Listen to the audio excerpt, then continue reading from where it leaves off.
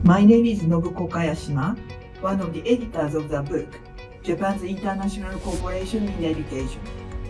The introductory chapter of the book, Japan's International Cooperation in Education, an overview, which I wrote with Professor Kazuo Kuroda and Professor Yuto Kitamura, presents the overall trends in Japan's international cooperation in education from the 1950s to the mid-2010s.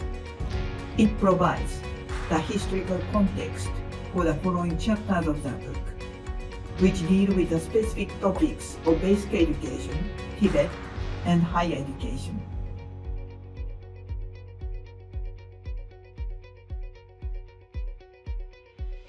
Educational cooperation has been one of the main pillars of Japan's ODA from its infancy. It has changed and evolved over its 65 years history, and I'd like to highlight three major areas of Japanese ODA. First, development cooperation for Tibet commenced in the 1950s, the earliest stage of Japan's ODA, and aimed at creating the skilled workforce necessary for economic development. In the 1980s, the philosophy of hitozukuri, or human resource development, became one of the guiding principles of Japan's ODA, which resulted in the further expansion of Tibet programs.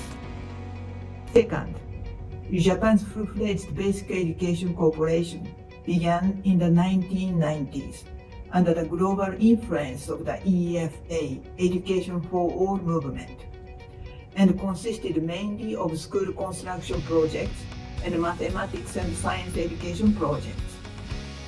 Finally, in higher education, Japan has been conducting large-scale scholarship projects for study in Japan and university development projects in developing countries from the 1960s.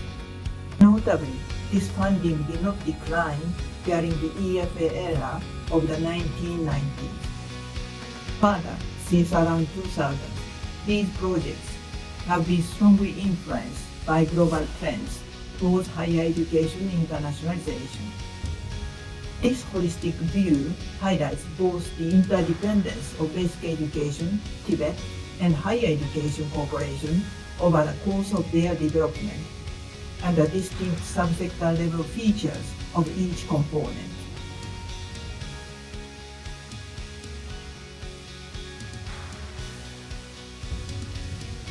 Today, basic education, Tibet, and higher education remain the three major subsectors of Japanese educational cooperation, and ODA projects are implemented through a combination of modalities, including technical cooperation, grant aid, and loans.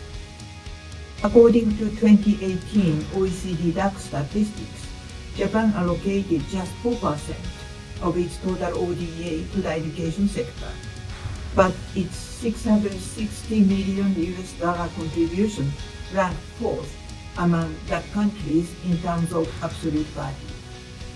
About half of its ODA in education was directed to Sub-Saharan Africa, and a quarter to Asia.